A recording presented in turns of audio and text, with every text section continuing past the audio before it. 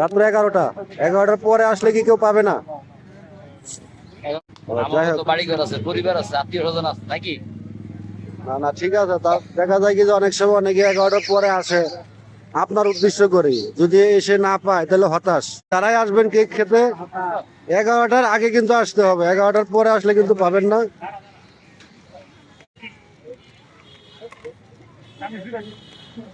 Cake বিক্রি শুরু হয়ে গেছে।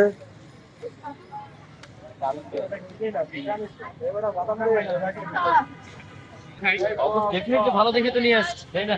আচ্ছা, তাহলে আমরা খাবো। চলে।